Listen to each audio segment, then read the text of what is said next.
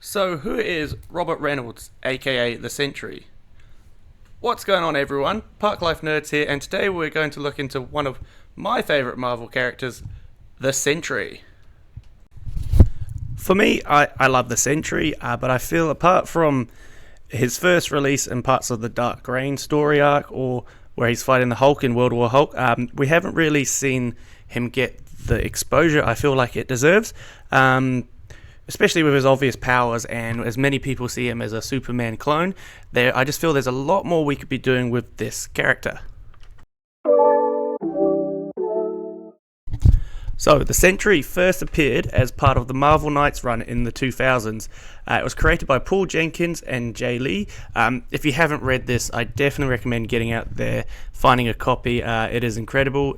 The mini-series focus on now out of shape, alcoholic Robert Reynolds, who is having nightmares and visions about an unmentioned evil. One night he awakens, again having one of these visions. He goes downstairs and opens a book, and inside the book contains a glass bottle. He drinks it, blacks out, and has visions basically of his dog turning into a demon and chatting to him. When he awakes, his wife is there. She is furious, thinking he has started drinking again, and of course now the dog is unconscious upside down. She believes that he has beaten up the dog in a drunken state. The way this issue is written is quite good in my opinion, because you don't actually know if maybe this guy is having drunken visions or he is actually a superhero as he remembers, and you don't really know right up until the end page where Robert kind of starts to remember everything, and you see him slowly lift off the ground and fly away. It's a great ending to the issue and a great start to this story arc. Throughout this mini-series, you find out that these visions that Robert's actually having are his arch-nemesis, or alter ego as many say, the Void. Depending on who's writing really depends on how he is betrayed. But basically the Void is, as every main superhero has, their main villain. For the Sentry, the Void is an entity that possesses him and is his evil side. Now that Robert's got all his memories back, he starts to go find all the other superheroes, because why would they not remember who he is? He's the Sentry, he's got all this power, the power of 1,000,000 burning suns. You can't just forget someone like that. So he goes and finds all the heroes in his memory, such as Spider-Man, who originally it doesn't first remember who he is, but after a bit of talking, they slowly remember who each other is. The Fantastic Four, Reed Richards was actually one of his main friends. And Reed kind of feels bad that, why can't Reed remember who the Sentry is? He's such an important character. It turns out, due to the Void being actually a part of the Sentry persona himself, he has blanked everyone's memory of himself and also wiped his own memory. The idea being that if he can't remember who the Sentry is, no one will remember who the Void is, and the Void will remain locked away. That's quite a cool concept, and the way it's written as well is you kind of believe that this superhero, actually has been around since the golden age of the Fantastic Four, and the only reason we don't remember his exploits is because simply he didn't want us to remember them. So there we had it. The Sentry is back. He now remembers everything, and everyone else now remembers who he is as well. The only problem being now that he's back, so is the Void coming, and this, don't want to ruin the story, but it starts a huge conflict between the Avengers, the Sentry, and the Void, and you just need to get out there and find that book and read it yourself, because it is amazing, and I don't do it justice explaining it like this in a shortened blurb.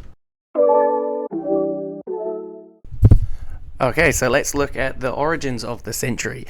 There is actually two origins that they've covered throughout the comic books. The first one being Robert Reynolds as a young boy, like most kids in comic book stories, was young, bit of a nerdy kid, got bullied by a few kids at school.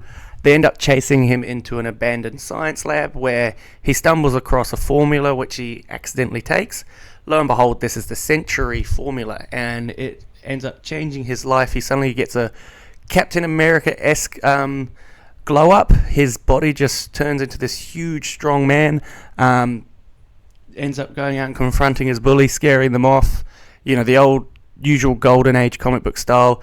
He's a young kid who suddenly finds he's got powers, and to steal it from to steal from Spider-Man, with great power comes great responsibility, and he had to learn this, and that is the original backstory that you find out about the Sentry. Now, the other backstory is a little bit different. This one is a bit more edgy. Robert Reynolds was a junkie looking for a fix. He breaks into what he believes to be an abandoned science lab and finds a needle on the side, not thinking, just wanting drugs, injects himself. Little did he know that that was the Sentry formula. So now we had a junkie with the power of 1,000,000 burning suns, and unfortunately that power created an alter ego which ended up becoming the Void. Both these backstories are quite cool, but they also give it quite a different feeling to the character itself. Originally, I quite liked the Golden Age story of being the young boy, but the more you think about it, the junkie finding all this power is kind of an interesting concept, and it does separate him a lot more from these Superman-esque characteristics or comparisons that everyone makes. It is quite an interesting take on the character, and especially makes the whole Void coming into everything a bit more interesting. Okay, so let's talk about powers. As we've mentioned, the Sentry has the power of 1,000,000 burning suns. This gives him superhuman strength, superhuman speed, intelligence, invulnerability, enhanced senses, energy projection. He's an advanced telepath. Basically, you name it, he's got it. He's incredibly strong.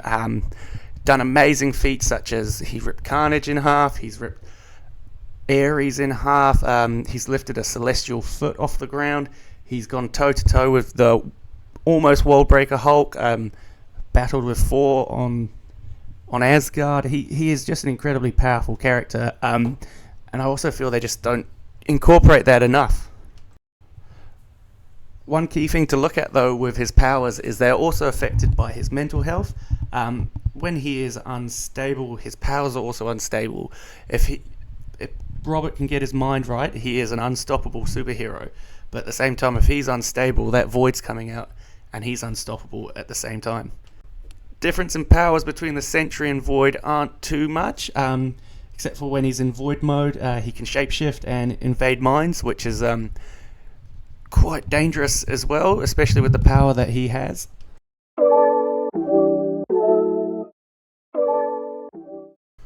So if you're looking to learn a bit more about the Sentry, I definitely recommend picking up a few of the series.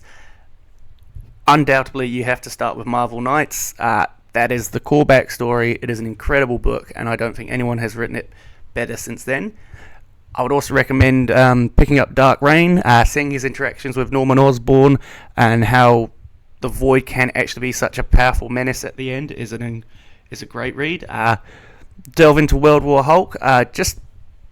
It's one of the few fights where you can actually see what the Sentry can do if he's let loose, and especially when he's fighting the Hulk in the streets. It's a great moment. They fight each other to a standstill where they both revert to human form, and Sentry just walks off afterwards saying thank you, which is I thought was a pretty cool moment in the story. There's the Sentry, The Fallen Sun. I haven't picked that one up, but everyone recommends that one. And finally, 2018, there was a Sentry miniseries. I'm a bit annoyed it finished up so fast, but there's about 5 volumes of it, so if you can get out there and pick that one up, that one is amazing too. Now, if you're keen to see the Sentry in live action, we may get our opportunity. There are rumours going around that the Sentry will be in the upcoming Thunderbolts movie, due to the fact that movie focuses a lot on the super soldier serum, and if you're going into that side of things, well, here's one of the most super soldiers from the serum. It'll be interesting to see how they portray him. I would love to see the Sentry given its full exposure that it deserves. Bring the Void in, bring the Sentry in, just go for it. Okay, so we got there. Thank you for sticking it out. If you like my video, please like, subscribe, and let me know if there's anyone else I should cover. Or in the comments, I'm keen to have a chat. Let me know any more knowledge I can expand on. I love just learning and reading, so love to hear from you guys. Cheers.